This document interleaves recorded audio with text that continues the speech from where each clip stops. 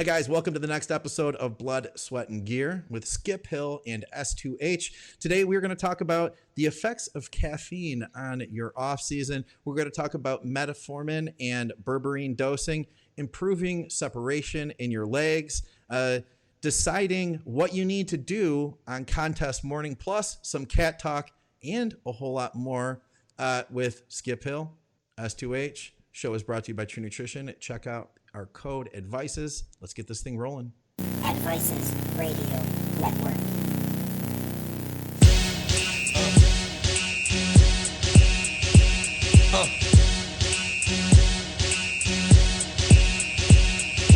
Y'all gonna make me lose my mind. Up in here, up in here. What's up, guys? Welcome back to Blood, Sweat, and Gear. Scott McNally with me, as always, is Skip Hill and S2H. S2H, your boss said you could do video, kind of. We can kind of see you. She told me it was okay. Told you it was all right? Yeah, she said I could. Right on. Well, we got S2H live in the flesh. What is up, Skip? How you doing, man? You know, people they aren't even hearing a word you're saying. They're just looking at them like, oh, they're leaning into their screen right now going, oh, that's not what I thought he'd look like. No. Is that really him? Like, did you know Brittany? You weren't on that day, Skip, yet. When we had Brittany on the show. Yeah, she was. He was. No, he wasn't on yet. And S2H had his whole screen lit up. And like you could see him. He didn't have the glasses on. And Brittany's face just like dropped. She's like, and then Scott went away real quick. And then she was like, she looked at me. She was like, I saw him. I saw S2H. it's like seeing the Easter Bunny or something. You're like, whoa, did I just see what I think I just saw? Exactly. Yeah, I missed it. Dude, we got some good feedback from last episode. You know, guys, we do this show every other week. On opposite weeks, we have an episode of Muscle Minds with Dr. Scott Stevenson. Last week, we didn't have S2H, but we had Skip Hill. We were coming from Skip's mom's kitchen in Michigan. Unfortunately, untimely situation with his family. Hope everything's going good or better. Hope everything with the wife is going better. Mm-hmm. And hope you've been able to get a few more meals in. Last time we talked, you were like, I only ate 2 meals today and I haven't drank any water. So how you feeling now? Well, I'm back on track and everything's kind of back into a rhythm. It's hard enough dealing with, it's bad enough dealing with stressful stuff that is crazy anyway, but then you have no outlet or your regular outlet of training and that sort of thing. So basically everything is out of whack. There's nothing to really kind of, you're not in your fucking house, you're in somebody else's house. Yeah. And even though, you're comfortable with the people, it's still not your place. The routine isn't there. You're not training. Your meals are crap. And emotionally you're exhausted. It was, not a fun time for sure. Now getting back here and getting back into routine and rhythm and stuff, things have been better, but I know I'm doing much better. My wife's doing better too, but it's a process. So the training's great. I mean, I'm back in the gym and I'm caught up with business. The other thing is when I'm out of town, I stress about business because it's easy to keep up on client work, but I can't write. I can't, doing a podcast is, I don't want to say it's second rate. It can get done, but it's not the same structure. Familiarity. I just want everything to be the same. And, I'm not working at the same time. And I've had a few clients, who are coming close to shows, and being out of town is difficult because signal is scattered and you're responding from your phone and you can't be on a computer very often. It's just a difficult thing. So even just to get caught up when I got back with work and stuff took a huge stress off me as well. Hey, for people, because last episode, we had said like, hey guys, this is almost like a reintroduction to the show because we have all these new people now that are checking the program out on YouTube. Basically we started the new YouTube page. Everybody who's watching this now, you're at Think Big Bodybuilding Media. This is a network of many podcasts. We've done this for years through audio. And, everybody who listens to the shows, we're on like episode 70 something now. We've all known who you guys are, and we got to reintroduce you last week, Skip. How do we introduce Scott to the new audience? Should we introduce Scott to the new audience? Well, I think we already have, in the sense that, like I said, a lot of people right now are just kind of tripped out. New listeners may not know. They're like, I don't know who's the guy in the glasses. Yeah. It's not that sunny in that room. I don't know what he's doing. Yeah. With the glasses on, North Face hat, which North Face is really not a very Texas-y thing. That's like a that's like a granola Colorado vote liberal, you know. Yeah, Definitely. exactly. Yeah. North Face, and what's the one that starts Patagonia. with a P? Yeah, there Yeah. you go, Patagonia. Yeah. Well, I couldn't come up with that. I spent 21 years in Colorado. I'm kind of disappointed. You're detached from it now. You're in Florida. Enigmatic. Yeah, exactly. Enigmatic. There you go. That covers it. Well, what kind of S2H. does he have? What kind of contribution does he have to a bodybuilding, steroid supplement, fitness podcast? That's what I guess. Nothing, actually. I'm just Yeah, here. he's just here strictly for entertainment value. Just strictly for entertainment. Fair enough. Now he knows the compound world, in my opinion, backwards and forwards. Okay. So when it comes time for, I always laugh and say, when the questions get really hard and they get really deep, I just hesitate to answer, and then hoping he jumps in. There you go. Yeah. Save that one for Scott. He can give the more complicated, answer when it comes to things like that. Plus, he's a peptide guy, and I fucking hate him. Other than melanotan and IGF. Scott, you're one of the first people that I know that suggested the every other day growth hormone protocol. I feel like everybody's doing that now. Trendsetter. That's it. That's it. Man of Trendsetter. the cameras on him. So anyway, guys, Skip. Oh, I was looking. We have a freaking ton of questions today. We had some good feedback, good turnout, man, over at the Advices Radio Facebook group that we started here. We used to take questions over at the forum at advicesradio.com, but we got rid of the forum because like people don't post in forums so much anymore. But the group is on fire, man. We got a ton of questions over there. You wanted to start a contest. I don't know how good this contest is going to work out. 'Cause I was thinking about it. I talk to you every other week now for like 3 years, and I don't know if I could name all your cats. But what it would tell us, what's a contest? Let's run this thing legit, and let's see if we can actually get somebody to win. And if they win, you are donating a 5-pound bag of Team Skip blend protein from our sponsor, True Nutrition. And I will invite you on this freaking program. You'll get 5 minutes of celebrity fame and get to hang out with Skip and S2H. Legit, you'll get that.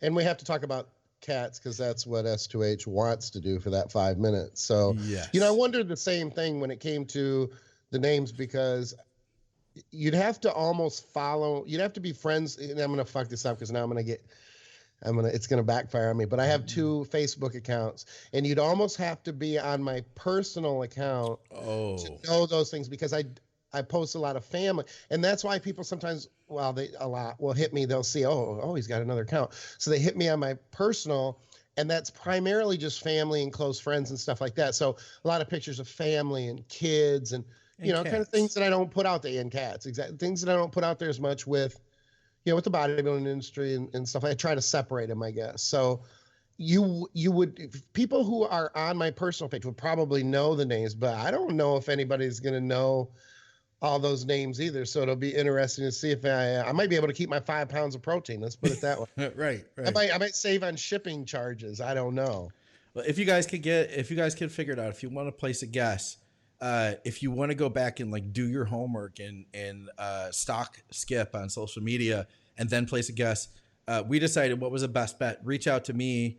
You can find me over on Facebook, Scott McNally, or you can go to Scott McNally 1 on Instagram. Drop me a private message. That way you don't share your answers with others. And Right. I'm suspecting, man, I put it this way, I will be floored if somebody gets all your cats' names right. But I do want to, at the same time, I do want to see it. Like, I'm rooting for this to happen. Well, I know them all. There's 5 cats, 5 pounds of protein. If you only get 2 cats right, you only get 2 pounds of protein. I think we all know one. We all know I one, know. for It's sure. a pretty safe bet they'll at least get 1 right. Probably 2, but from there it could go downhill quickly. Maybe it's whoever gets more, because they may not get all 5. So there's that. Okay. I don't know. So we'll see how it goes, but I'll be interested to see if anybody knows. And I'm gonna tell you, if you're listening and you're like, I was thinking about this earlier, I'm like, if it's Alex and he wants an extra 5-pound bag of Team Skip protein, my buddy Alex, who helped to take care of my cats while I was gone. Yeah. It's like, no, I'm going to have to disqualify you. That wouldn't be very fair, but he's probably the only one who might know that. Yeah. Other than S2H, but that's only because he's had them lined up in his scopes before. Well, there's Zuri, there's Well, don't rattle him off, douchebag. Yeah. All right, and we have to thank Austin Stout for this because he jokingly said in our question thread the name of Skip's cats and what he enjoys most about them. Signed, fellow cat enthusiast. Dude, I got to tell you, Austin's been he's been working hard. I don't know if you've seen his posts. We were talking about Austin Stout on social media. He's been posting some crazy lifts. I don't know what he had on the bar, man, but I was watching him squat. It might have been 315. I can't remember for sure though. But I mean, he was just going squat rep after rep after rep. And when he couldn't go anymore, he took like a couple breaths and then he got another rep. And when he couldn't go anymore, just kept freaking going, man. He blasted that shit out. I love seeing training like that. I really do, man. Well, and I think it's kind of the way he's got that barn set up is kind of appealing. It's kind of a niche, kind of a unique thing. Honestly, though, and I mean, I don't want to get off on a tangent, but I'm concerned because the guy doesn't fucking leave. First, he's out in the middle of nowhere, and I know what that's like being out 9,000 feet in Colorado for a while. Yeah. But he doesn't go anywhere. Down good, but he even has his groceries delivered. I mean, the guy's a friggin' hermit. Now, on the one hand, I can appreciate that because I'd be like, damn, there were times when I would have not wanted to fucking go anywhere either. But he also really likes cats. So I mean, there's a lot of people are going to be judging him here. Yeah, I'll tell you what, man. I feel like as a nutrition coach, working from home, it can get to be like a pretty isolated lifestyle. It's not like you go to the gym and then you hang out with all your friends there. You go to the gym and then you spend another 2 hours not talking to people with your headphones on. Yeah, I don't want to sound like the old guy and have the young guys be like, "Oh God, whatever. He's telling me what's going to happen." But I stand by this 100%. It's probably very appealing right now. Mm-hmm. But as the years pile up, man, I mean, I have literally thought about getting a part-time job just to get the fuck out of the house more. Really? The only reason I haven't is since being down here, I'm kind of in the middle of everything again. I can get out because I'm so close to everything. But in Colorado, I was going crazy. You really get to the point over time where you miss that interaction, the face-to-face interaction. And, it's like, oh, no, I'm not going to get sick. You just got to years and years, and most people, it'll get to them. It just kind of gets to you a little bit. I'm picturing, remember the movie The Shining? I'm picturing like you sitting at your computer, all work and no play, makes Skip a dull boy. You know what? I don't think I've seen The Shining, even though we live 15 minutes from where it was filmed in Estes Park, but I don't think I've seen it. I've seen a few Stephen King movies, but I'm not a scary movie fan. It's not, my wife gives me shit. She's like, "Oh, it's because you're just scared. You're a pussy. You don't want to watch." I'm like, that doesn't have anything to do with it. It's not appealing to me. I haven't seen any of the Halloweens or the Friday the 13th. Well, this is different because this was a Stanley Kubrick film, and that dude. Oh, okay. See, I thought it was a Stephen King. I'm sorry. Well, no, he wrote the story, but Stanley Kubrick made the movie, and it was a trip, man. I mean, that was before my time, but it was a classic, that's for sure. Listen, though, I'm going to jump right into some questions because that's really what the people want to hear is get some bodybuilding education, some information. And we'll start from the top here. I'm going to go to this one because I'm curious to hear what you guys think. Rob Urich, he says, what do you think caffeine usage? What do you think of caffeine usage in the off season? Can it hold back muscle growth? Skip, where are you with stims in general? I feel like a lot of the old school guys, I'm just going to guess here, like, I don't take any pre-workouts, but what do you think? Well, I don't take any pre-workouts. I knew it. No, but it's not like I'm really against them. All it is I people will say, well, I take, NO for pumps or anything. I get fucking insane pumps anyway. I mean, I always, even when I'm dieting, I guess maybe if I'm really depleted, I might not get as good of a pump, but it's just never been anything that's terribly funny. Can't take because of my nerve damage. It hurts like hell because it fires up my skin, but there just isn't really anything. So when it comes to stimulants, I mean, I'm not sure that I understand the anti-caffeine, I don't want to say movement, but trend. I just don't. Is there a trend now? Well, maybe a trend isn't, but there's a lot of questions about caffeine recently, not only with it being a stimulant and what it can take away or detract from workouts, but even now with this question with it being the off season. And I've heard a couple people asking about that in reference to gains. And look, I just don't see it. If something has come out that I'm not aware of that shows caffeine being detrimental to gains, I want to see it, because I'd be very surprised by that if it had any negative impact. You know, and the other thing you have to factor in too is if it's relatively I don't want to say insignificant, but if it's just something where, they did a study and it shows that there's this thing. Studies are tough because things that work out on paper don't always work out when practically applied. So, you know, I'd be willing to hear if there's anything that says that it's not a good idea or they could get in the way of gains, but I'm pretty fucking skeptical because caffeine's been around for a while and so have gains. What do you think, Scott?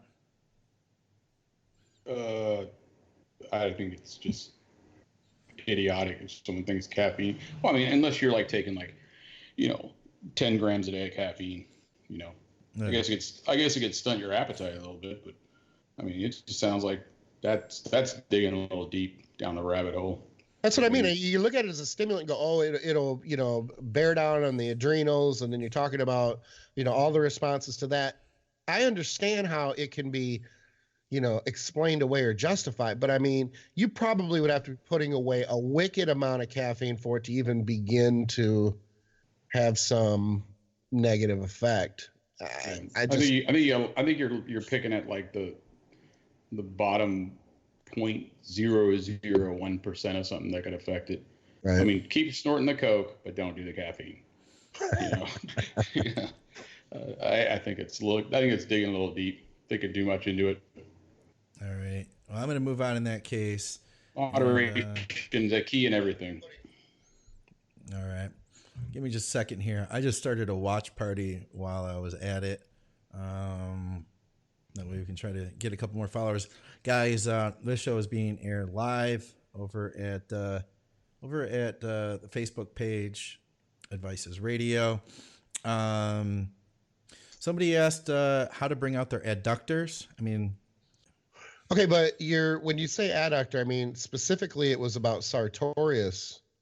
Or am I on the wrong question? No, I just was telling you off my memory. Okay, fair enough. But I think he said that, and then he said adductors. So I remember adductors, but I think he did say sartorius as well. Yeah, because I thought it was more, his questions seemed to be more focused around whether there was a possibility to develop the sartorius muscle more. But neither here nor there. I mean, it still comes down to, to a certain degree, to the inside of your legs. But I do think it's night and day, because as far as sartorius, that is not a muscle that is essentially a prime mover or an agonist. You got to be freaky wicked genetically to get large sartorius muscles, because that muscle is primarily made for like stabilization. It's not something you can actually train. And some people they're probably arguing, going, no, I Googled it and there are exercises there. You're not going to find an exercise that is specifically for the sartorius. You'll find exercises where the sartorius may have to stabilize the leg more in one exercise versus the other. But you're not going to get, in my opinion, you're not going to get growth out of your sartorius muscle if you're going after it and going, well, I have a weak sartorius. It's just not going to happen. Now, as far as adductors, I mean, and I'm wondering what S2H thinks too, but because I don't remember if we touched on this with Dave or not. But I think with adductors, honestly, a lot of adductor size or quad size on the inside of the quad, leg size on the inside of the quad from the front, is not just adductor, but I mean, it's to a certain degree, it's hamstring development too. And I think that the key to that is, I think it's squatting deeper. And obviously there's limitations. I could go on and on as far as range of motion and, you know, hip, pelvic tilt and things like that. But basically it used to be that you would squat ass to grass and that's all it was. You were a pussy if you didn't. That's pretty much, I think there's now an asterisk next to it, which says squat ass to grass until your hips start to rotate. Because when they start to rotate under you, that's where it's dangerous. And you're limited by your range of motion, primarily based on that flexibility of your hips and your lower back, because you're going to injure yourself if you say ass to grass and you drop in and your hips are going to continue to come under you. You'll end up fucking yourself up real bad. But I think that's how you're going to get more development there. So as far as answering real quick, just the answer to your question about how to get more separation is, first things first, you got to have size. You get more size so that there's more muscle to carve into when it's time to get lean. And I know that some skinny people will be like, I'll get shredded, dude. I get shredded. You're the exception to the rule. You need more size. The more size you have, the more, it's almost like saying, I can't get my upper chest shredded because you don't have one. So you have to get one, or my inner chest or bullshit like that. Yeah, you actually have to have muscle before you start carving on it.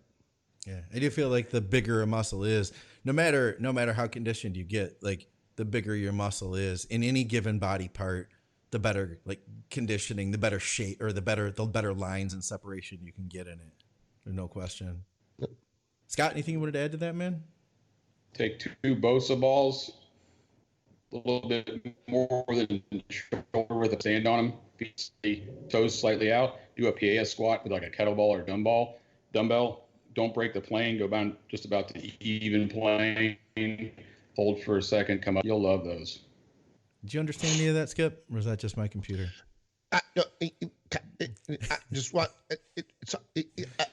No. Okay. Say it again. Tell us again. Give me a sec. Okay, so take 2 Bosa balls. Yeah. On the floor. Stand on them. 1 foot on each one. Your toes slightly. The balls just about a little over shoulder width apart. Take a kettlebell or a dumbbell and do a PA squat.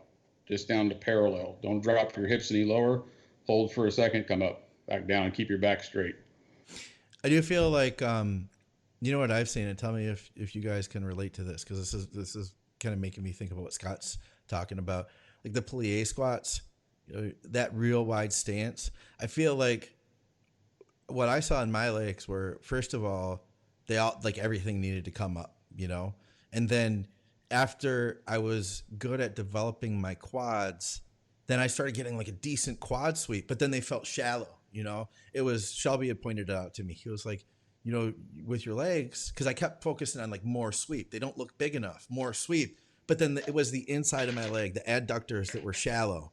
And so really it came down to my stance, because in order to get my sweep, in order to get my legs, the thickness of the quad to develop, I was kind of standing like shoulder width or even a little closer on my squats. And it just, the way I could hit it, it like really tapped into my quads that way.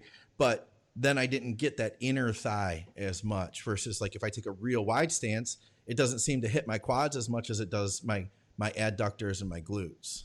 Well, the point of the Bosa balls is though you're forced to stabilize. Okay. So that's where that part comes in. That's the difference between just doing a regular squat that way, or the ball they're forcing you to stabilize and do that squat. But you don't want to get your hips, like Skip said, down and behind you like ass to the grass. So you're only going to go to parallel and hold, unless you're really, really flexible.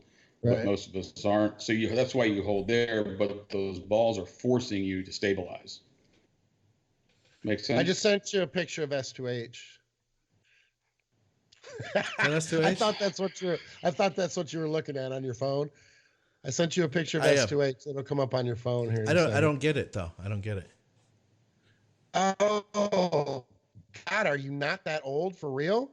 I don't know. You don't know what that emblem is? No. Oh, it's the AOL, man. Now it doesn't work because I had to explain it. Oh, I get it, because you're talking about the connection. Yes. Why is it me? You're the one that he always has. We were fine on the connection until Mr. Catman came on, and then it went to shit. Hey, listen, if he knew who the fucking AOL man was, none of this conversation would have happened. You wouldn't even know I was talking about you. Well, I'm going to kill your fucking cat, too. It'll be easier to win the contest. Less cats to name. Don't name the cat. That you know. All right. Let's see here. I'm looking at the thread here. Josh Marzik, he says, after using it for years, has Skip's protocol for metformin changed using it for longevity versus carb management? Come on, Skip. Tell us. What do you do now? His microphone's not working at all. Yeah, it's fucking peace and quiet. Look at the look on his face right now. No microphone. Look, you can hear us. No, what it was, I muted it because I had to cough up a lung, and it didn't come back on. So I was talking. Yeah. Anyway, I don't even know what I was saying. Now I'm distracted by my fucking mechanical failure here. My microphone. Your metformin skip load protocol. Do you still use it? No, I'm not a. Here's the thing. I have considered very recently, because I've had to push my calories up so much. So that means I've got, a lot of carbs going through me now that I'm not normally used to. I mean, we're talking like off the chart compared to what I normally do. Okay. So I have thought about going back and playing with the metformin with this higher carb intake. The thing is I don't want to say I'm not going to. I'm still thinking about it, but I don't like the stuff. I don't like that I feel flat on it. And I keep thinking, I'm like, well, I'm on so many more carbs. I probably wouldn't, feel that flat on it. But it just, to me, it just kind of defeats the purpose. It's like, I want higher carbs. I want to take advantage of, what potential insulin response. I don't really want to dull it down. I'm trying to put on weight. I'm trying to put on size. So I don't know. I let's just say I have not used it in quite a while because I don't like it because it makes me feel flat. Plus it gives me the shits. It doesn't work with my GI very well unless I take it for a long time consistently, and I don't want to. I mean, I'm not a big fan of the compound. So, I'll tell you what, S2H, do you think that adding it in would be a good idea for me to see how I respond now to it with these higher carbs? Or do you think that basically what I just said is probably pretty valid in the sense that it's like, why fuck with it? Didn't work before. It's not going to work now. And that's really what I hate to I like to oversimplify it, but that's kind of how I feel. And I'm like, well, I could come back and try, but I know if I tried, it's going to take a solid, probably 3 or 4 weeks because I'm going to have to deal with the doo-doos first from, my gut changing from it and stuff like that. So I'm like, well, I've got the extended version. I could work up to like 2 1,000 milligram doses a day. I'm pretty high carb. I just don't think there's going to be any benefit there. If I thought there would be, I would be like, yeah, I think I'm going to try it out. But I'm certainly leaning away from it. I'm just not that big of a fan on it. I think you should try it, though, and take some Zynocal with it, and that'll make for a really big mess. Yeah, I'm sure that would be entertaining. Yeah, you'll be loads of fun. Maybe do a video, too. 911. Pull the car over. Get up against the wheel. Yeah. And you know what? I'm not a big metformin guy. Though. I never really found it to be. I think it's okay. I think it's just one of those ones that I don't know. I never saw it to be this great difference, a huge difference maker. I think it's different than the caffeine thing. It's got more legitimacy than that. But I just never saw it to be really that great a thing. It's okay. I've never used it personally. I mean, I've worked with a lot of people that have had experience with it. I've never used it. I've always stuck with berberine, but everything I've ever heard, I've never had I have a hard time getting fat to begin with, and insulin sensitivity issues. I feel like berberine's always worked well. I remember though, Skip, didn't you try it and you didn't like it, or you didn't follow through with berberine? This was like back in the PED radio days. I can't remember what ended up going on with berberine for you. You know what I think what it really is I've just always had a very ample supply of metformin on hand. Yeah. And so I played with berberine just a little bit, but from what I hear, it's supposed to be, so much better than metformin. I didn't notice much of a difference, but I didn't use it a lot either. I think had I continued to use or saw a really big benefit to metformin and continued to use it, I probably would have given berberine a run, a fair shake, ran it for a while to see and be able to compare the two. But I don't anticipate, because it's funny because I know there's a question in there about berberine as well. So I was going to try to kind of transition to that, because people may think, well, if you don't like metformin, then why not try berberine? Yeah. Because I think it's basically the same fucking thing. I mean, it's looking for the same, if berberine works better, it's not going to all of a sudden, and I say that because some people claim that it does. Whether it does or it doesn't, it's essentially the same response. So, or the same, getting the same thing done. You're taking it for the same reason. So am I going to all of a sudden not be flat on berberine? I would really doubt that. Okay. Yeah. I think one thing that metformin does help assist in is people have long-term alcohol use.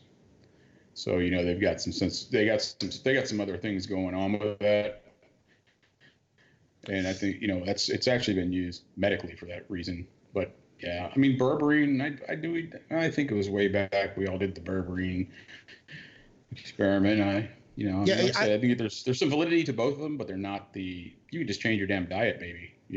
Well, here, hold on. Clarify, because I don't think that could, what you said, I think could be confusing to the listeners. Make the connection again real quick with metformin and liver disease I think you're saying liver disease. Well, no, it's alcohol triggers, I'm talking like alcoholics, people that have drank excessively in way, it affects your insulin sensitivity and everything, long-term alcohol use. So there's some use in it in that. I know a few people that have had some issues with that and had problems with blood sugar levels, different things, and they were prescribed metformin. It wasn't a really high; it was a pretty moderate dose. But I don't know. And the berberine thing too was, I think so. Berberine and metformin, they have a what's the best way to put it? You go from A to B kind of the same with them, but the way you get to A to B is a little bit different. So they're not apples to apples. Maybe they're like Gala apples to Honeycrisp apples. Right, but would you expect that I might be fuller on the berberine? Well, I thought you were full all the time and I could always get a pump. That's what you said earlier in the show. So I don't know. You're breaking up, so it's probably good that I didn't hear that. Well, I don't know. Scott heard it fine. Apparently, he was laughing. Yeah. I don't know, dude. I mean, I don't think I know more than people that listen to the show know, so I don't think you probably wouldn't get anything out of it, or not much. Wow, that was pretty arrogant. That's a bold statement. Yeah, I mean, god damn. Well, no, I mean, I know your the way you approach things. I don't think it's like saying, okay, take a Kia to the race and win with it when you could just take the Ferrari. You know what I mean? No, and I knew what you were saying. I just think it may have come off wrong to the. Well, no, I mean, I don't want to talk about your personal programs, but I don't think metformin's something for your program. Make sense? It does, and I know you can see me violently clearing my throat, but you can't hear me because I keep muting my mic. Yeah, it's like I'm a professional. It's like I've done this before. You are. You look professional. Oh, thank you. I appreciate that. Not as professional as I do, but I can hear the sincerity in your voice too, and I appreciate that as well. I still hate your cats too. I know that, and I hear the sincerity in that statement too. All right, on to the next question. I remember when we had Colette Nelson on back at Advices Radio episode 25. She was totally against metformin, and her thought was that she said it's also really toxic on the liver. I just thought of that when you guys were talking about alcoholism, and that was her thought. She said that it can be liver toxic. She was a bigger fan of actually using slow acting insulin in place of it. That was her thought, like Lantus, things like that. Makes sense. Let's see here. Next question. I'll go to this one. How do you gauge when it's time to eat again on a skip load? Do you go by time? Do you eat when you are really hungry, or when you're like, I think I could eat again? Yes. Wait, what? No.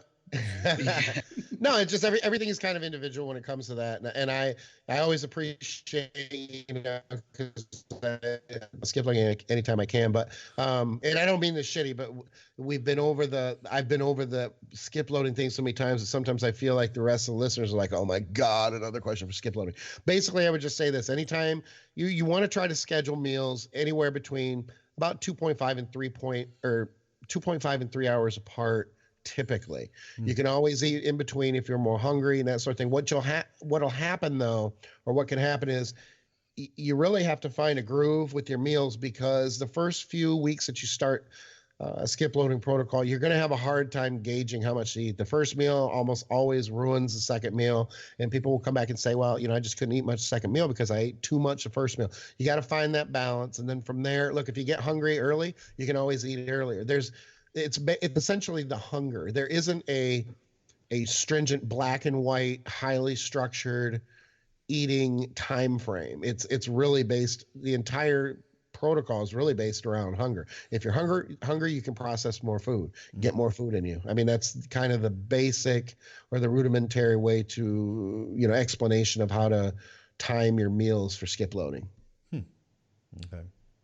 Yeah, and don't forget too, like we've said before, there's a lot of new people. So there may be even people here who don't even know what skip loading is. You know, that's a good point too, and I'm glad you made that point, because I certainly don't want to ever talk down, you know, a questioner. So we appreciate the questions, and especially when they have something to do with my training or my nutrition protocol. So if that's the way I came across, that's not what I meant. I just think, at least in doing the show for, you know, this one for how many episodes and then PED prior, I know sometimes I think that readers can be like, oh God, not skip load again, or oh God, not skips cats again. We don't feel that way. No, I think it's S2H does, yeah, but but outside of that, no, I certainly don't want to play that down. All I'm saying is it really is hunger, and there isn't a very black and white. And if you want more information on skip loading, I mean, my longevity DVD and the TRT DVD, they're all free. They're over 25 hours a piece of free information. I cover skip loading in depth on the teamskip.com website. So you can spend 25 hours with Skip nonstop if you wanted to. Yeah. The bottom line is you got to pay Skip to get the skip load protocol. All right, let's be straight up about this. Not necessarily. This is like our like 5 millionth podcast, and you've never said what the skip load is. So let's be honest, people. You want to know the skip load? Pay the man. It would be the easy way, but it's still out there if you don't want to pay for it. Or you can pay me less, and I'll tell you what it is. Yeah, there's a lot of that going on out there too. I'm looking at Josh Hauserman. He commented a picture on our show thread, and he said, Scott, this is my law office waiting room. The girls in the office collect rescues. LOL. In the law office waiting room, you could see his name on the glass window up front, you know, in reverse, because you're looking from inside the waiting room. Each chair in the waiting room has a cat sitting on it right now. See, I think that's awesome. I don't think it's awesome that he's not taking responsibility for his love of cats. He's blaming it on his female staff. Yeah. Okay, that's weak. You got to up your cat game and your cat responsibility there, your cat accountability. But it is awesome. It's funny, though, because, and S2H will back this up, there are just people, you're either a dog guy. Yeah. Or you're a cat guy. You can say you're both, but that's just riding the fence, trying to be PC and that sort of thing. I'm not a big dog fan. When you're walking around with your fucking yappy dog outside down here in trendy, skinny hipsterville down here where I live in Flagler Village, you don't care a lot about that dog. You care about how much attention that dog is going to get you. So I have my issues with some dog owners with their yappy little, and then the dogs start fighting and they think it's so cute. Oh, they're just figuring each other out. No, they're not. They fucking hate each other, and you're just standing there using it as a topic to get conversation started. But anyway, I'm a cat guy. If you're a cat guy, you got to step up. You got to be like, I'm a fucking cat dude. So it's Hauserman, right? You're a cat guy. Yeah, if he wasn't, then he wouldn't let them have those cats in there, would he? Get those fucking cats out of my office, right? I saw the picture. I thought it was pretty fucking cool. But you know what? Some people are going to come in there and they're going to be dog people, and they're going to be like, oh, my God, these cats. Yeah. Oh, I have allergies. I can't. You know, I mean, you're going to piss somebody off at some point when you run a business. So it's a ballsy move. Good for him. Yeah, that was my first thought. Was like allergies, you know. Yeah. Yeah. Or just not liking cats. Some people don't like cats. They just fucking don't like them. Sure. This much power. This much power. Hey, what's up, guys? I want to take just a really brief pause from this episode of Blood, Sweat, and Gear to shout out our sponsor, TrueNutrition.com. Guys, True Nutrition has been around for a long time. They've been around since I've been seriously involved with the sport of bodybuilding, and I bet they've been around for the length of a lot of your careers in the sport, too. I use that word career loosely because most of us aren't legitimately making money off of what we're doing, but we love this freaking sport. And so do the owners of this company. They aren't just here trying to make a buck off of you. These guys love what they're doing. And they love to help people. And they love putting together high quality products. There's a lot of supplement companies out there that are not meeting label claims. That they are, you know, there isn't strict testing in the supplement world in the United States, you know, the way there is with pharmaceuticals and foods and everything else.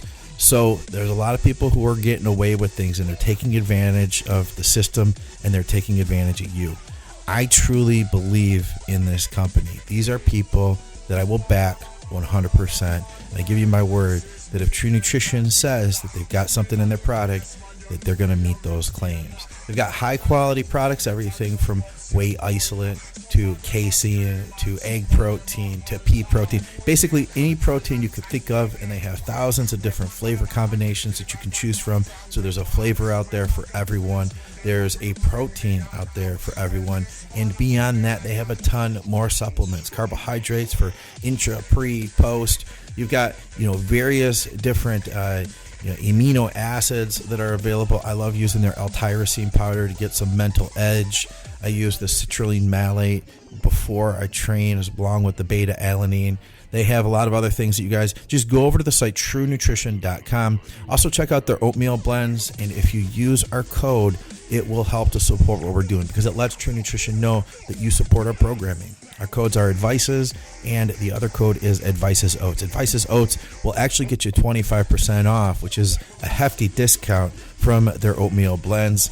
While I got your ear, why don't we give a shout out to good old Skip Hill. Skip, thanks for being with us, man, and putting out over 70 episodes of Blood, Sweat, and Gear now. I've really appreciated the entertainment, the education, and the friendship that you've brought to me on this show. And thanks for putting up with S2H for all these episodes. If you guys want to reach out to Skip, if you want to work with him, check him out, teamskip.com. Skip's been in the online diet coach game for literally over 2 decades now. He's been there, he's done that, he's seen it all, and he would be a great coach. So reach out to him if you're looking for a coach, see if you guys would be the right fit. All right, guys, let's get back to this episode of Blood, Sweat, and Gear. Thanks for bearing with me and listening to the ads. Something like this. To get 1,000 miles from the Earth. All right. What's the dumbest injection protocol you've ever come across? Ooh, that could be... God, I can't even think of that. You know what I mean? Like, I've seen some out there stuff that would... Skip's had a few of them. What are you talking about? Just like volume or? I don't. It could be. He doesn't say. So he just says, "How do you interpret that, Skip?" He says, "What's the dumbest injection protocol you've ever come across?" So it could be the amount of shots per week. It could be the amount of volume per shot. It could be the sites that this person has decided to use. That's a tough one. Yeah, there's a lot out there. You know. I don't know about that one. I mean, if you're just taking more gear than you need to, that's one thing. But I mean, I've seen some pretty high volume protocols for no other reason than a lot of their compounds are, 100 mg per mil, and they're not, terribly strong. I mean, Prop is supposed to be 100 mg per mil. It may be made differently, but it's not supposed to be. Yeah. So your Props and your DHBs and, your, what else? Basically your trends and stuff like that. They're going to be in that neighborhood. I know somebody will be like, that's only 75, 76 milligram. Yeah. But whatever. Well, fuck. I get That's to a tough question to answer. It is kind of tough because I almost want to say, no, I just don't know. If you're trying to put, and I'm reaching here with this, but if you're trying to put more than 3 mil in a smaller muscle group at a time, that's Yeah. probably pushing it. But, I can't really think of anything though that would make me go, oh my God, that's great. I know some of the dosing protocols of people in the past, and it's been fucking crazy, but I don't put those things out there, publicly, because that information is not my business to, put out there. Yeah. Yeah. But some of it is, obviously fucking crazy, but you know what? Probably not any crazier than anybody has ever seen on any other forum from some 25-year-old wanting to get huge and isn't anywhere near the size of the guys doing it that are actually putting in amounts that are huge, and they're huge too. So there's that. But I don't know. I mean, S2H, do you have any, I can't. I knew a guy that was taking 30 IUs of farm GH a day. That was pretty crazy. Crossland Crazy did from a that. financial standpoint. Yeah. Financial standpoint of it, I mean, I don't think he got as much. Well, he didn't. And not that he didn't get something out of it, but it did. The bang for the buck definitely wasn't there. Yeah, really. Dave Crossland ran doses like that with farm grade GH, and after that, he was like, you know what? He was like, it just wasn't worth it. And it took going to that extreme where he said, like, I would only ever take 2-3 units. I would only ever suggest that, because anything above that, you're really not going to get too much. He doesn't even believe that you get a lot of muscle growth out of growth hormone. He said he thinks it's good for fat loss and it's good for recovery. But he was like, you're not going to grow muscle on growth. Even growth in insulin, he feels you get more like retention in the muscle. But his thought is, it's like really cost of benefit is just so low. I couldn't imagine that, man. 30 units a day. That's just nuts. Oh yeah. Yeah. It was. I mean, I was doing the math on it. I was like, dude, that's a lot of money. Yeah. And I like I said, I think we've talked about it sometime in the past. It's just, the bang for the buck's just not there. I just don't. I mean, I saw it in this person. Did he look different? I would say not so much size, but the way his muscle looked different. It looked more. I guess he wasn't the oldest guy, so more mature, more a different. It's kind of hard to describe. A different kind of physique, but it wasn't like, okay, the 10 grand you just spent was really worth it. You know what I mean? Yeah. Or whatever it was. I mean, I don't remember the exact amount, but it was. Yeah, I just like, wow, that's some people just gotta try stuff. I knew a guy that would always, like, he had kind of on Skip's point, he had what he thought was a weak body part. It was his biceps and triceps. He thought his arms, and he would pump everything into his arms. And then finally he got some abscesses, and he, it got to the point where his arms, he thought they were getting bigger, but they were like abscessed and getting, sterile abscesses, and the inflammation from constantly just pumping the oil in there, and the oil build up subcutaneous and stuff. I mean, and then like one arm got bigger than the other because he thought it was because he wasn't injecting it at the proper angle. I'm like, dude, you just gotta, it's like, go on, just get some fucking motor oil and pump it in there. Yeah. It was basically like putting so it was like using synthol. It was the same. He was getting the same effects because it wasn't actually, it was getting abs. I mean, he had he had 2 really nasty sterile abscesses in one tricep. They looked like little golf balls. Yeah. Eventually. So he finally gave up on that after, but he didn't learn his lesson too quick. And it didn't work out well. Valentino said he only used I can't remember what it was, but it was like Prope or low dose EQ, I think. He had like the vet grade EQ. It was like 50 milligrams per milliliter. I know he's claimed that that's all he ever put in his biceps to get his arms that big. I don't know. I know a lot of people don't believe that, but stick enough in there, it'll do that. Yeah. Yeah, it's sticking enough in there, but I mean, let's be fair. I'm not going to badmouth Valentine. I'm giving my opinion. Yeah.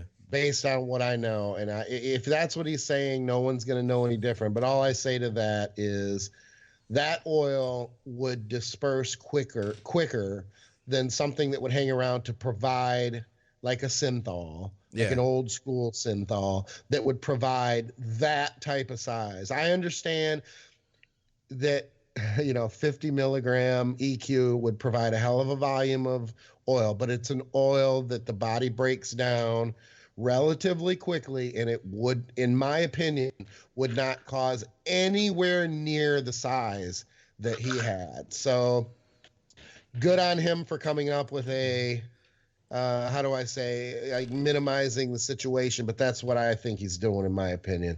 So he can call, if he happens to hear that I'm bad mouthing him, he can bad mouth me back and say I'm an asshole and want to smack me in my mouth and shit like that. But I'm not buying that for one fucking second. And you know what I also don't understand, without going off on a tangent here, is why people struggle when it comes to their use of synthol anyway. Huh. Whether he did it or whether he's struggling with it I don't know. It's my opinion that's his answer is silly. But there are other well-known people in the sport who really struggle with wanting to admit when it seems painfully obvious that they're using it. And why not? I mean, if you have a good physique and people think and you do take it, why not just own the shit and be like, yeah, I'm careful with how I use it. I think that it accentuates my physique, and I don't think that I necessarily look all fucked up and deformed. I think I look pretty good on it, and I use it. I've used it. Why not fucking say it? Nobody ever says it. Yeah. I don't understand that. You think it's maybe like, we're in a society, our subculture, we accept steroid use, I mean, there's the natties out there who are like, oh shit, you only look that way because you use gear. But for the vast majority of us, we know you still have to put the work in. I think with synth oil, there's the conception that like now you're not even putting the work in. It's literally just truly cosmetic. Yeah. It's like we accept steroids aren't cheating, but we think synth oil is. There's a line, I think some sort of line in there that people draw maybe. Yeah, I'm sure that plays a part. And I also think that they think that if they just lie and deny, that no one will ever know the truth, and they just stick to their story. And, that the large majority of the people questioning them, it's like being on a forum and having some kid question you about synthol when he weighs 145 pounds and he's 5'11". Yeah. It really doesn't hold much value. But I think that it's just easier to lie and deny. And I think people tend to think that they'll have less people giving them shit about it, as opposed to if they owned it, then they would just get bashed forever on end. And well, he admitted to it. And I don't know. I mean, it's my best guess. I don't know. I used it in 03, actually, I'm sorry, 04, quite a bit for cheater. Exactly. For prep and everything else. And I was pretty transparent about it. I was pretty honest. I thought that it helped, but I didn't think it was a deal maker.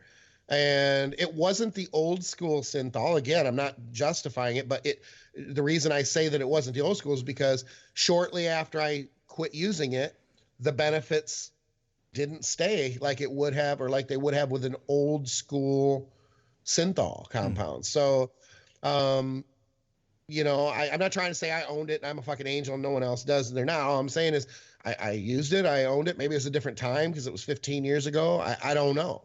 But I don't understand why they don't. I just don't understand it.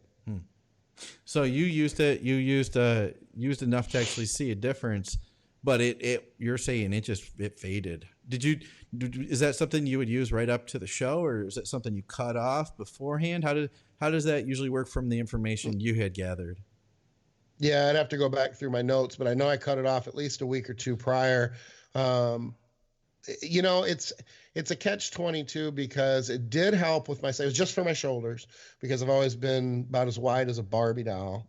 So I've tried to work on that over the years as much as possible. Sure.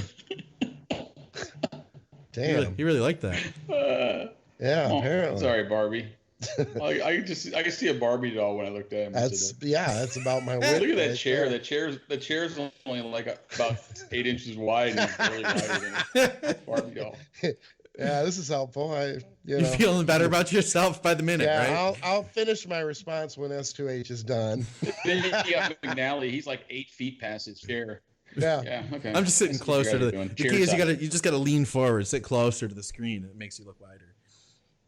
I'm the bodybuilder who fits in a Spirit coach or Spirit economy seat without too much problem to going. I don't know why you're having such a problem fitting in that. I fit in it fine. It's comfortable to me. Anyway, I don't I'd have to check my notes again, but I ran it during prep and everything else. But the catch 22 that I was getting at was you're going to get more size and you get more roundness, but you also give up detail. Oh yeah, So, yeah. So that's kind of the catch of, it's almost like which one is more important. How weak are your shoulders? I looked at it that my shoulders were really fucking weak. So to me, I would have rather had the size. Okay. The size was more beneficial than, I was going to be in pretty good condition everywhere else. It wasn't like my shoulders were going to all of a sudden stand out and be like, oh, they're not ripped like everything else. But it faded. I mean, we're talking like inside of a month, it faded quite a bit, but that's because that was a safer, thinner version that's put out by Synthetech. I hate to plug a non-sponsor, but I mean, the reality is that they've been good to me over the years, and they have your mailbox. A few really good products that to this day, I won't do a show without using Scintillator. But that's another thing in and of itself, or another topic. But what is it? What is that? Tell us.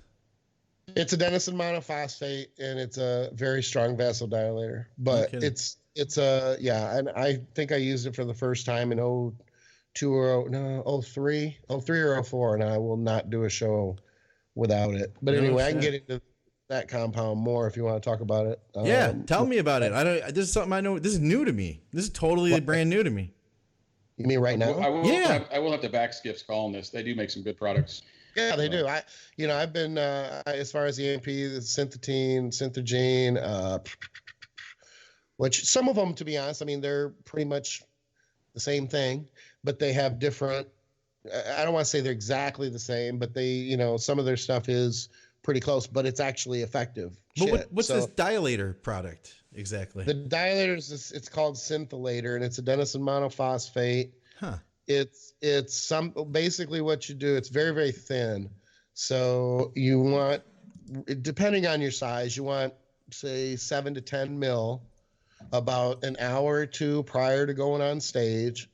And it's going to, in about 2 to 5 minutes after injecting it, it's going to scare the shit out of you because it will start vasodilating everything so fast that you start breathing. Your breathing is fucked up. I mean, it'll make you feel like you're hyperventilating, and you don't want to be moving around. You don't want to even walk up or down stairs. You want to stand the fuck right there, control your breathing, make sure you don't have a panic attack. Holy shit. And wait for it to pass. And once it passes after a couple minutes, the effect of the compound will stay with you easily for the next 12 to 16 hours. And you don't have to take it again, and you don't even feel like you've took it or taken it. But anyway, it also, there's some secondary issues to it. Not only is it a strong vasodilator, but it also makes it very difficult for you to cramp. So people who may have a tendency to cramp on stage, I know back in the day we used to use quinine sulfate. Yeah. It was quite common.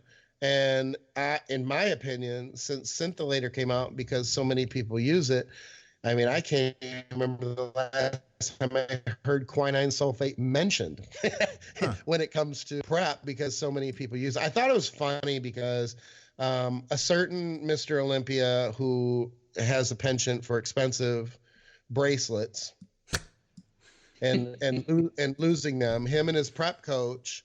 Actually, not him. It's not on him. But his prep coach was claiming there for a couple years about how he had some secret to, getting veiny prior to a show, and this compound, like it was. And I laughed. I laughed because I'm like, oh, that's funny, because your client heard that from me. So if you want to try to take credit for it, maybe he knew it too. Don't get me wrong. Sure. But I had the conversation with his client, Mr. Olympia. He wasn't yet, but the point being, he knew about that compound before his Scintillator, exactly. Now, it could be a different version of adenosine monophosphate, but the truth is, and I think S2H will back this up too, Scintillator probably has 90% of the market on AMP. I mean, they're known in the competitive arena as being the go-to. Wouldn't you agree with that, Scott? Yeah, I mean, it's one of those ones that's been around that really just never gets talked about because people don't want to talk about it. And Right.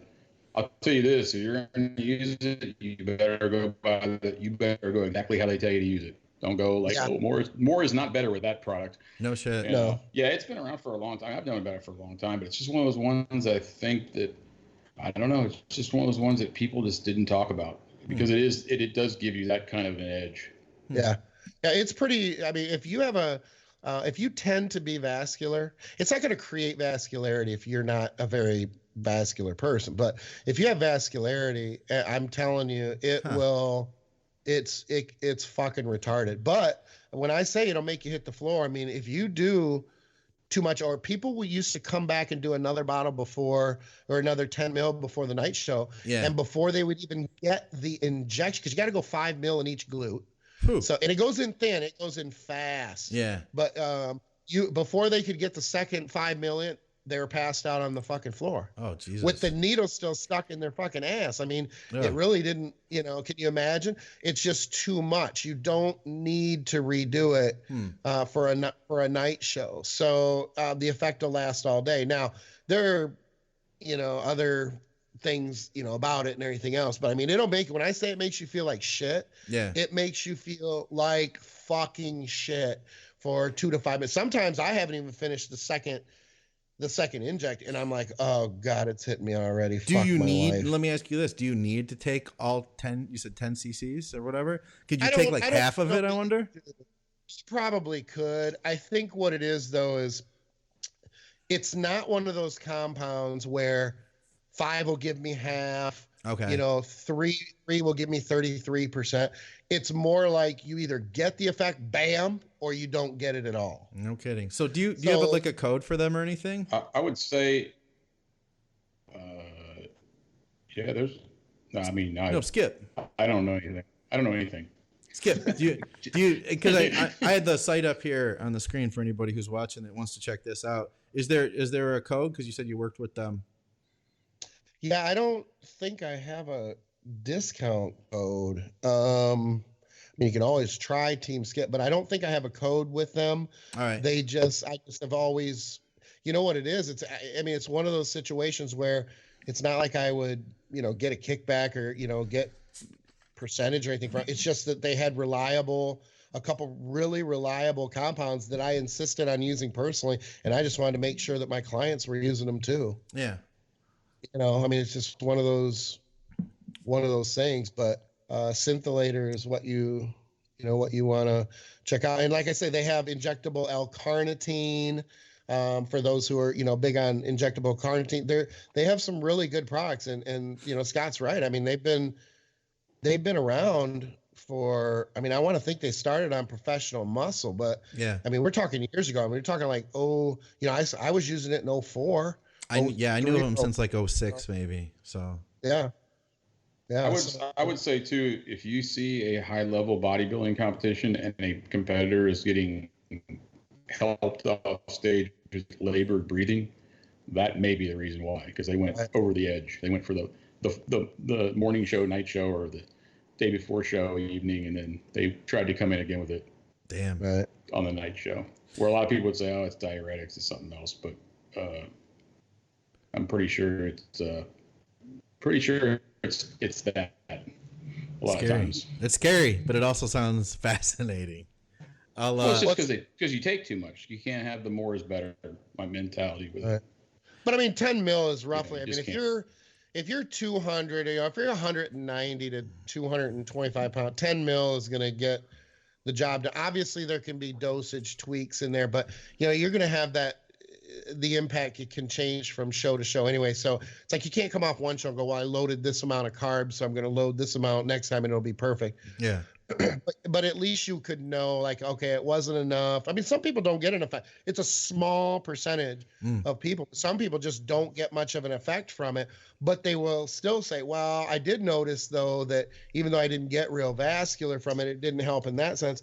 I didn't have any cramping. So, there's side benefits as well, that even for that small percentage of people that might not benefit from the vascularity component, they can still kind of fend off cramping, you know, if you have any issues with cramping, and I understand, I can hear it now. Well, if you're cramping, then you shouldn't be cramping because you don't have your water right, whatever. Let me tell you something. People who are in retarded condition tend to cramp. It's just kind of a married, you know, it's just a married thing. To what degree? I mean, it shouldn't be violent cramping, no. But if you're in ridiculous condition and you're dry as fuck and you're shredded, it's pretty likely that you're going to be dealing with some type of cramping. Yeah, I can see that. I'm going to move on to the next question here. Scott, I know you only had a limited time, so if you got to go, let us know. I'll go to the next question. All right, we got the next one. We got a bunch more. I don't know. Late start. Yeah, I don't know how many of them we'll be able to tackle here. I'm going back on our list here. I missed this one when we first started. It's a good question. On the morning of the show, how do you determine if a client needs to add carbs, sodium, fats, water, or change nothing before going on stage? In other words, what are you looking for visually to make these last-minute tweaks? Skip, where do you want to start with this one, man? No, you know what I did is I had a I had a text message come through, and because I have a new iPhone. I didn't. I only caught half of it. Scott, you want to take us? You want to take us here to start then? I know you've had just as much experience. You know, you've got a lot of experience in coaching over the years. I think one thing is you have to look at. There's a couple factors of that. Like, okay, this is a first-time competitor. You're not, you know, do they have prior experience? Have you worked with them before? Because then, if you've worked with somebody before, you know what condition they can get into, or there's some factors. But throw those all out. I would say the majority of the time, people need more sodium in most plans. They're just not pushing enough water to the muscle. You know, water follows sodium. I think that carbs definitely play a role, but I think most people look at it as it's all a carbohydrate thing when really it's a sodium thing to fill somebody out, to pull the subcutaneous water off into the muscle, you know, because water follows sodium. That's why I like Doritos. I think Doritos are like the king of getting people fuller, drier, or something like that. So I would say in most cases, if someone's a little flat, they're not quite as full as they need to be, but they are lean, then they need more sodium. I've seen that a lot. And where I think the mistake is made a lot of times is people start jamming people with like really simple sugar, and though there is sodium in that can kind of come back and bite you. It can maybe get them a little bit fuller and more vascular right away, and they flatten back out. So I really think sodium is the key. Sometimes some sodium and a little bit of water will help too, depending on how they look. But I think sodium's the main one that not with everybody. I mean, some people know to do that, but I think that's the main one you might want to look at, and that's the one that may not come to the forefront right away, where a simple carb generally tends to be things a lot of people turn to when that's not the answer always. I think that's a good call. What about adding water? I mean, I think that I know myself as a coach, I almost feel like I know that water, at times you got to keep a lot of water in somebody. But I can feel like I'm water phobic almost, because the rhetoric is that you cut water. You know, that's what we're all taught early on in competing, is that, you know, I even remember, and I talked about this with Scott Stevenson last week, that, like, you know, there was a protocol, a quote unquote plan that everybody followed to go into a show where, you know, you start out with 2 gallons, and then you go to 1.5 gallons, and then you go to 3/4, and then you eventually cut water out. But I found there's some people that get so bone dry, if they get rid of their water, then they just flatten out completely. How can you tell though? Is there a way ahead of time, Scott, that you can tell if it's the water? And also, Skip, I don't know if you saw it. I texted you the question because I figured. Yeah, I got it. I figured you'd get a chance to think about it. Yeah. I don't like to cut a lot of water. I mean, actually, if someone was competing, let's say on a Saturday morning, they would be drinking a lot of water near to that point, not completely, but you just want to manipulate the water. You want to get it to move where you want it to move, because you need that water to fill the muscle out. But I mean, I've worked with a couple of guys that have drank water, I mean, like tons of water, and we never stopped the water. Now there's no downside to that too, because they got to pee a lot. And so, you know, especially if they're going in on stage and they have to wait, and they're in pump up room and they got to piss. I mean, some of them got to go a lot because they're intaking so much water, but it makes them look better. So I think it depends on the person, but I'm not big on. You remember back like when people used to cut their water like on Wednesday, Yeah. or like crazy and cut all this. I mean, there was some stuff going on back, decade more ago where people were cutting water down to nothing and they were doing distilled water and they were not taking any sodium and they were just flatter than a friggin' 10-year-old. And then it was like a nightmare trying to get them filled out. No, I mean, water is important. You have to have water to fill the muscle, so you can't be dehydrated. That's not. I mean, think about it. Anybody that's been dehydrated, go get a pump when you're dehydrated. It doesn't work very well. Yeah. So, but the balance though, important. how can you tell if somebody needs more water? What are you gonna see? No vascularity in the morning. Yeah, vascular. They're really flat, like. Yeah, that's really flat early. Like you wake them up that Saturday morning. Let's say they're doing a morning night show, like an NPC type show, and they are just flatter than they got nothing going. They look like they got no vascularity. So one thing I like to look at is people that have a lot of guys who have big rope muscle veins in their deck and in their bicep. If that's just completely, that's a pretty good indicator that the sodium water is not. They need some water, need some sodium, need something to fill out. And a lot of people just start taking carbs in, and that doesn't fix the problem. And you get a spillover too with that. Once you try to pile everything on it one time. Yeah. So vascularity, if they're normally very vascular, or they have noticeable vascularity most of the time, and all of a sudden that's just completely gone. That's a pretty good indicator. Okay. So what do you think, Skip? How can you tell what somebody needs? Which because we have all these options. Now we know, everybody is smart enough. We're listening to the podcast, we're reading the boards, we're listening to our favorite athletes, and we know we see our favorite athletes on stage and we can see when they're off. How can we tell what trigger to pull? Well, you can't know, as an example, if you just look at someone on stage. Let's just say you're following Sean Roden for the last week before a show, and you see what he looks like 3 days out, you see what he looks like 2 days out, 1 day out, and then you see him on stage like, oh, he fucked this up. You don't know because you don't know what the plan was and what they were doing, which is hugely important in trying to figure out what needs to be changed, if anything, the morning of the show. You have to know what the story is or what the plan was going in and what they've done. You got to know where their sodium was, where their fluid intake was, whether there's a diuretic, what diuretic is being used, what the frequency is, the dosing, when they loaded, what they loaded with, and all that sort of stuff. Scott makes some good points with vascularity because it's hugely important in trying to figure out if someone's flat or not. And vascularity is married to fullness. If you're increasing you're filling out and you're loading or you're increasing carbs, however you're trying to fill out, and you're not getting vascular and you're taking in plenty of water, and then you're not filling out if you're not getting more vascular. Now, that doesn't mean that someone who's not vascular is going to all of a sudden get vascular. It's relative to that person. But the point is these are the things, and these are obviously very hugely gray area situations or answers. But sodium is huge as well. And I have to laugh, just like Scott said, when people are loading carbs and they're not loading sodium. I mean, how do you expect that that's going to be an efficient process? It's very, very, your body will still load carbs, but it's not very efficient.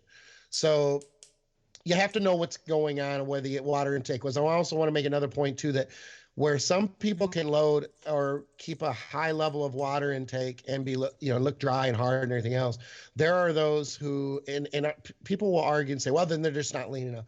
That's a very blanket, not always true comment. There is some truth to it in the sense that if you're not lean enough, then you're not going to look like you're very dry and very hard. I can't disagree with that.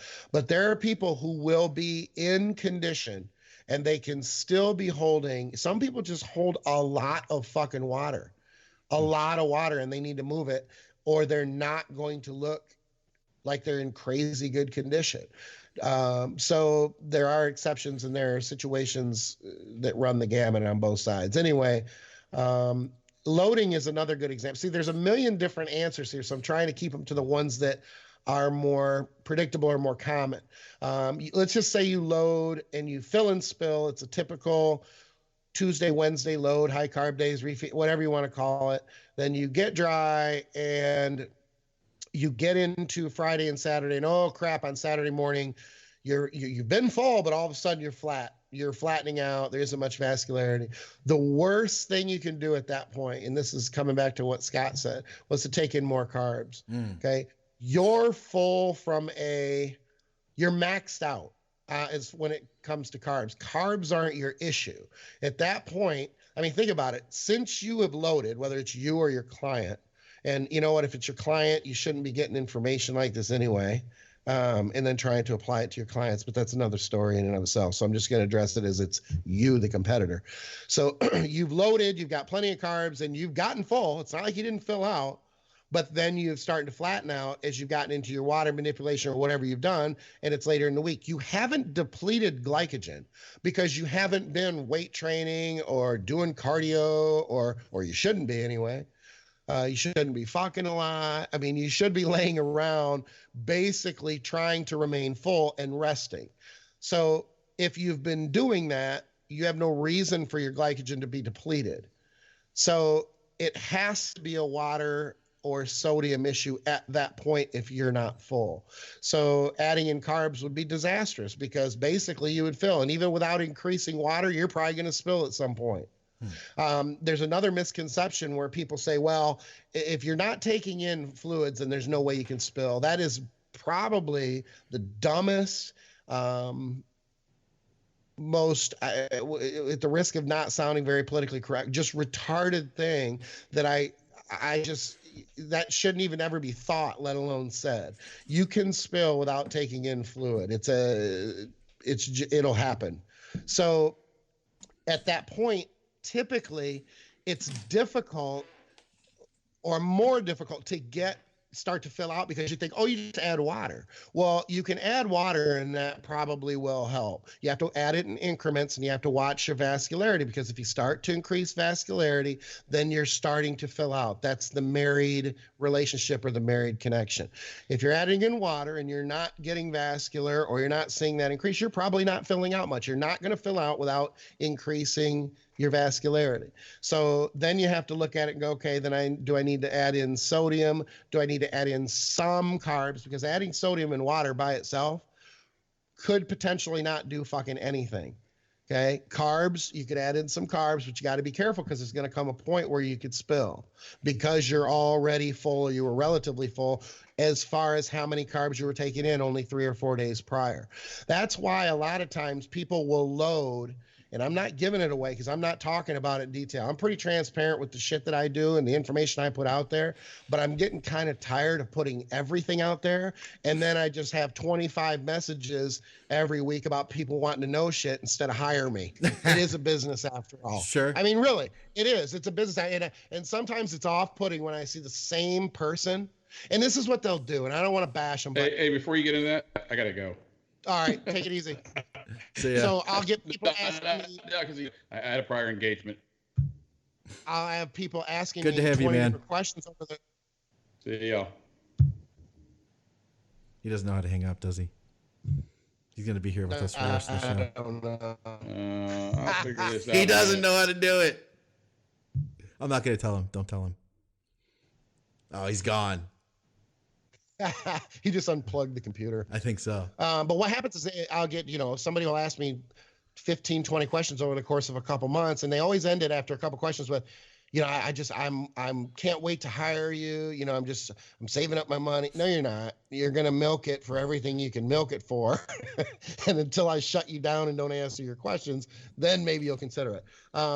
It really, when it comes to the filling out, like I said, you got to know, or not just filling out, but the morning of the show, you got to know what the program or what the protocol is to that point, because you have to know what the things are that you have to look at. So if you're going to start adding things back in and, like carbs and that sort of thing, it can be disastrous because you're already taking in enough carbs at that point.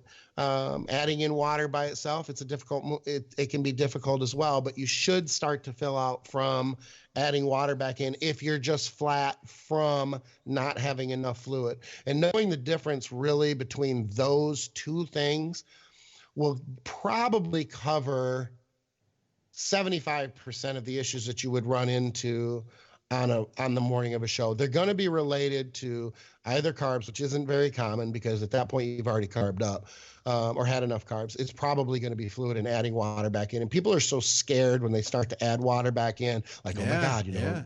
And for good reason. I mean, once the floodgates open, good luck trying to fix it because but typically, if you're so flat that you are saying, hey, I'm flat. Yeah.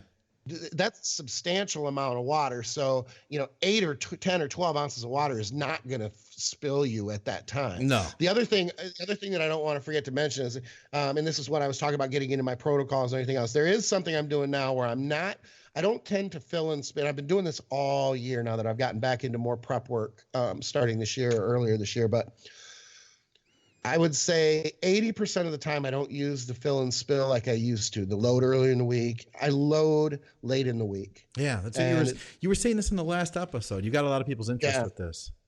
It's really been very it's not always 100%, but it's very predictable and very consistent.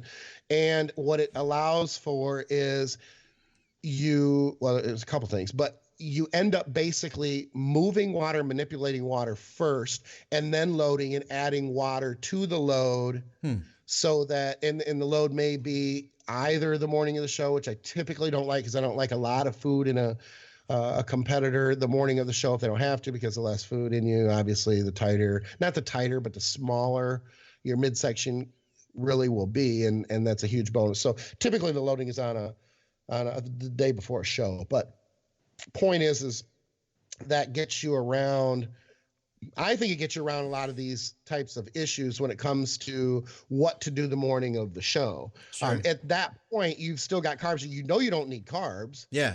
Or it's very unlikely that you need carbs. So it just becomes a water game at that point. Do I need more water? And adding water back in can change your physique in as little as 10 to 15 minutes. So it's nice. Like, here's an example. You get up on the morning of a show, you've got 6 hours, and you say, oh my God, I'm flat from not having enough fluid. Holy fucking shit. And then you start drinking fluid. Yeah. Well, that's great. You could well peak at 8:30, which is only going to be 2.5 hours. And then you got to try to ride that condition for the next 4 hours to get on stage. If you know it's a water issue, put it off until it's closer. I go on stage, last 2 or 3 hours before you start adding the water back. It's not like you can't add water back in, but don't try to make dramatic changes by adding a lot of water in and making this like, oh shit, I got to get this change, because adding water back in can make those changes very, very quickly. Yeah. That's a good point, man. It's rushing it, I guess, is the point that I'm trying to make. That's a good point. You know what? We have a bunch more questions here. I'll hold off on them for now since we don't have Scott anymore. He's ending the party here. There is one I would like to get to though, because we talked a little bit about this before the program. So it was one of our listeners, Anne Marie. She didn't post it in our thread, but it's a training question. She said, not sure what show to direct this to. I thought it'd be good to talk about here with you though. She says, not long ago, I saw a video of a gym owner doing cable rows differently than I have been accustomed to. Instead of keeping his body relatively upright, he stretched all the way forward, rounding his back and bringing his hands closer to the weight stack. The man is someone who has been training for a long time, and I really respect, but I have never seen anyone do this before. Opinions? I've got some of my own thoughts on this one. We briefly just touched on it, but you're not a fan. I am a fan personally, but you're not. So let's hash this one out real quick. What's your thought? Well, I will preface my response with this. I have a shitty back. Okay. Primarily due to clavicle width and scapula, range of motion is limited, shit like that. But nonetheless, it doesn't really matter. I've had a shitty back for a very long time. It's been a weakness for a very long time. Yeah. What that has done is it has made me I have to focus so much more on being as efficient as I can, not only with the exercises that I choose, but with the way that I'm doing the exercises to maximize my shitty back development. So I tend to think that I paid more attention, or had to pay more attention to back training and back exercises, range of motion, and shit like that than most people do in that area. Now, it doesn't mean that I'm right, this is really, really important. I'm giving my opinion based on my experience. So I'm not going to say, and I told you before the show started, that I was concerned because there are some people that I have a lot of respect for who believe in doing this, and I do not believe that it's right. I do not think that the back should round. And I've got my chiropractor training buddy and people that I've checked with who back that up completely from a biomechanics that is not a good way to do. But when it comes to being, I understand why they're doing it, but I think they're getting away with it more than it's actually being really effective. Again, that's just my opinion. It should not round. It reminds me of the old school way to do long, because Arnold used to do them very similarly. He did, didn't he? He would stretch. Yeah, absolutely. And, no one's going to argue that, Arnold doesn't have a good back or doesn't have development. So then the question becomes, how much did it play into it? Or was it detrimental from a biomechanics standpoint? And, it's not supposed to be mechanically correct, because there shouldn't be that rounding of the back, and there shouldn't be that type of stretching with the discs and the erectors. It's kind of like saying, okay, well, if that's the case, then why not deadlift or stiff leg deadlift that way, or do barbell rows that way? It's because there's obviously more, I would think, more of a load, so it'd be more dangerous. Well, just because there's not as much of a load doesn't really mean that it's all of a sudden, to me, my thinking, that it's all of a sudden a good idea. I just don't. Does it stretch the scapula? Does it? Absolutely, it can. But you can also get this essentially the same thing by doing, say, a hammer pull that is, and you'd have to understand the angle that I'm talking, but how they have the combination row lat pull that's up and out in front of you, those types of exercises that can open up the scapula, kind of pull you up like that. Sure. And there's something to be said about having the abs contracted and the hips pulled anterior while you're trying to stretch out the scapula. I'm not trying to say that that's not a good idea. I just think that is a really vulnerable position for the lower back I just think it's a hard, I honestly, having all the problems that I've had with my lower, I just think it's a really bad idea. I like the way you put it, because I think you make a really good point. You said you think it's something that people can get away with versus, why don't we do it with a barbell row? You make a good point. The load that I would hold with a barbell row would be greater. And I'm going to use the words you used. I couldn't get away with it. If I'm going to barbell row a heavy load, then it's not something where I'm going to be rounding my back in the process. I'm going to be doing everything I can to keep it tight. But, something like a seated cable row like that, also, it's a good chance I'm going to use it toward later in the workout. It's not going to be like the first exercise that I pick. So I feel like a lot of times if I were to do a movement like that, it's been like later in the workout. I'm getting that additional stretch. Do I think that it's made a difference in my back development? I don't think so. And for the guy who's in the video, he's got a great back. I don't think that's the secret. You know what I mean? Like, I don't think that that's been the key, because he's been able to do that movement that he's grown the back that he has. I definitely don't think that that's the case at all. Where I've used that is Meadows will do it. Like you said, there's a lot of people that you respect. And he has an exercise that I've done where you do 1 rep strict, keeping your back tight, and then 1 rep with the stretch. So you pull it back, and then you do a second one, and then you lean forward and you pull it back and you do a second one. I remember doing those a couple years ago, and I believe it was Meadows that came up with that. And I mean, it was different. You know what I mean? It was different. I felt like I felt like I was getting a lower back, almost like you would from like a rack pull with that lean, when you do that thing. Right. But at the end of the day, I don't think that you need it by any means. And furthermore, if I could see, like, I remember, Shelby was doing this exercise once where he had like a slightly rounded back, and he told me too, he was like, I never tell clients to do this exercise. He said, because I can never explain it well enough through an email that it's just better off leaving it alone, because when you have your back in that position, you're going to be more likely to be in an injured position. And like you said, right. If it hasn't worked for you, if it's hurt you, then obviously for people like yourself and there's probably a lot of other people out there in your situation, it probably is a bad exercise for them too. So I could see across the board, in that case, would I recommend it? Probably not as a general, like everybody should barbell row if they can, everybody should dumbbell row if they can. Everybody should bend their back, forward like that. No, I don't think you have to, I don't think it's going to make or break anything. And I think too, when you make the point that, it probably hasn't, changed or made me grow or changed the look of my back. There is one thing that I will agree with, or one argument I would agree with for that movement. And that would be this. If the movement is light enough that it doesn't put your back in a vulnerable position, your lower back in a vulnerable position for injury. Yeah. And what it is actually doing is allowing, like, let's just say you're opening with it, or you're almost warming up with it, to kind of activate and make sure that the left and the right side and all the small muscles around the scapula, including your lats, teres major, minor, rhomboids, everything is activated and everything is pulling evenly, because some people have a hard time activating left to right, or they may have like it's what I call, and I'm sure that there's a different term for it, a more correct term, but almost kind of a collapsed shoulder or a collapsed lat, where they have a hard time engaging or getting that side to activate. Something like that could probably be could be beneficial or helpful. But from a growth standpoint, that's how I was given my opinion, because Meadows is a good example. I mean, I'd use Dusty Henshaw even.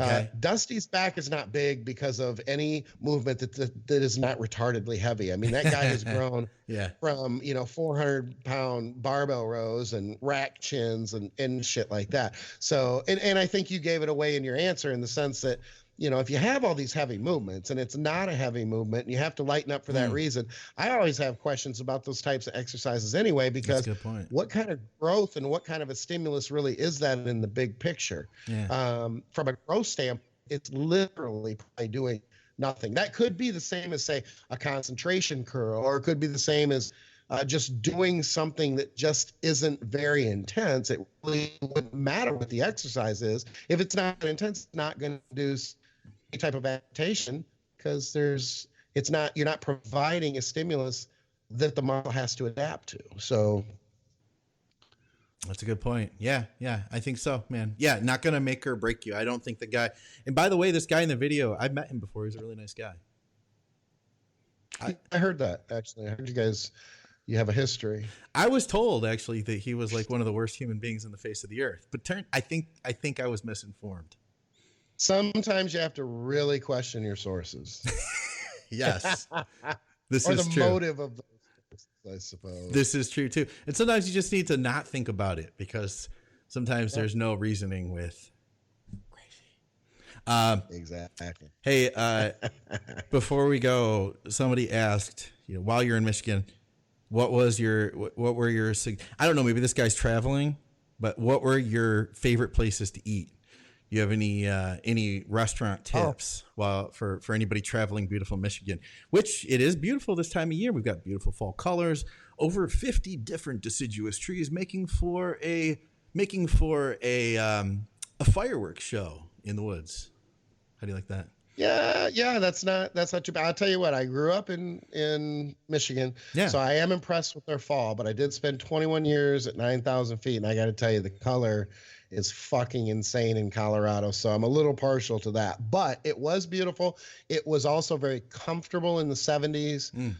It smells very nice. It was like 30 this morning, by the way. Oh God, I'm Yeah. sorry for that. It changed real but quick. it was chilly here at 78. So I mean, we all deal with it from a relative standpoint.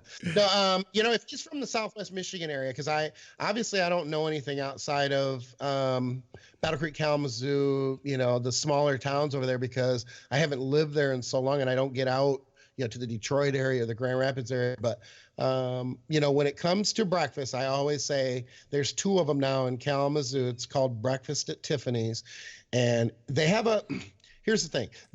I'm a sweets guy, so when it comes to French toast and pancakes, you got to be knocking it out of the park for me. Yeah. Their egg and meat dishes are above average, but they're not like snooze. They're not like, oh my fucking God, this is insane. They're good, but you have to go there. If you go to Breakfast at Tiffany's, you have to get the Java infused toffee French toast, and if you don't like it, I will pay for it. Holy shit! And I'm serious. It's so fucking good that it's just off the hook. It's just it's a really good.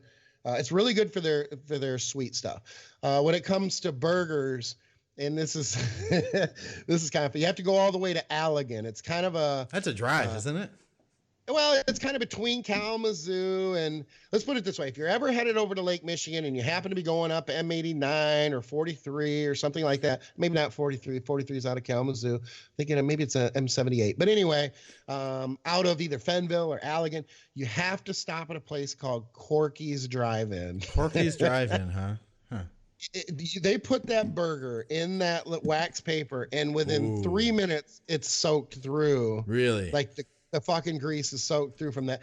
It's not a gourmet burger. It's just your old school diner drive-in, but it is fucking off the hook. It is so good and so cheap. And they have like the I call them white trash drive-in foods, like deep fried mushrooms, and they're good ones. Like it's legit. Good shit. And they have an olive burger. Who has an olive burger anymore? Shit like that. I'm looking at the site, man. I'm looking at like what the burgers look like. I'm going to zoom in here on the menu.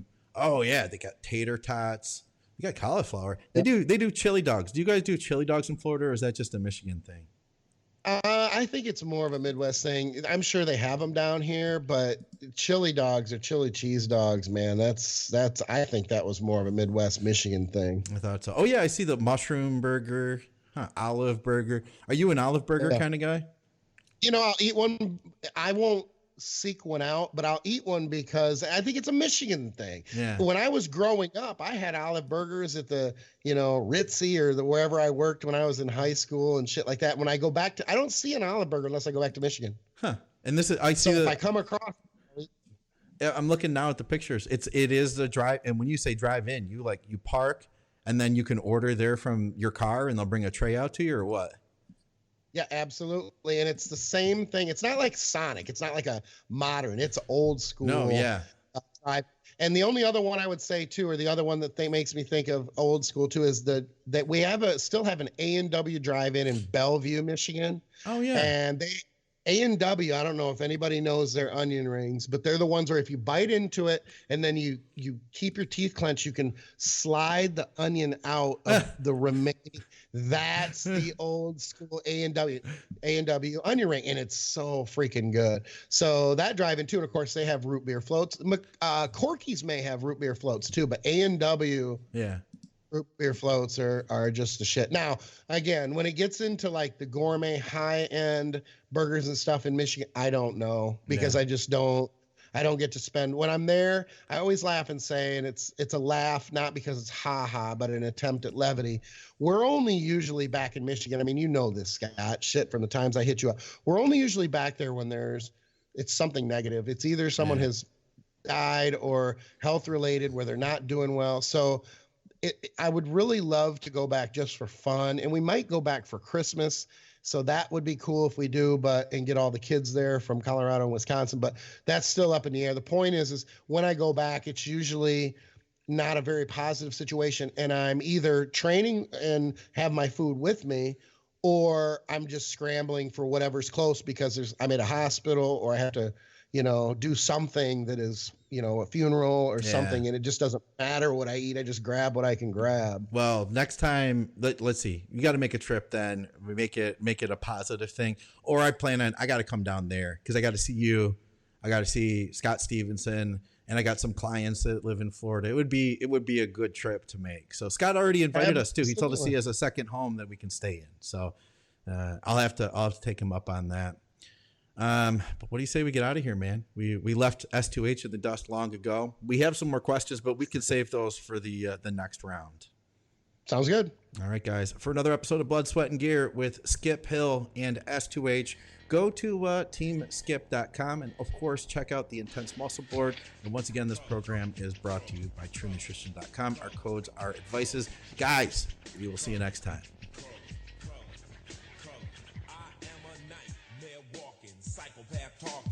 King of my jungle, just a gangster, stalking, living life like a firecracker, quick as my fuse. Been dead as a death, that's the colors I choose. Red or blue, cause of blood, it just don't matter. Sucker died for your life when my shotgun scatters. Colors. The gangs of LA will never die. Just multiply colors. Colors, colors, colors, colors, colors, colors, colors, colors,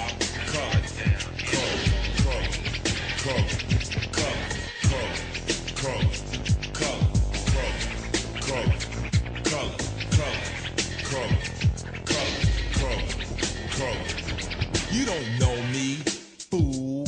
You disown me, cool. I don't need your assistance, social persistence. Any problem I got, I just put my fist in. My life is violent, but violence is life. Peace is a dream, reality is a night. My colors, my honor, my... Advices Radio Network.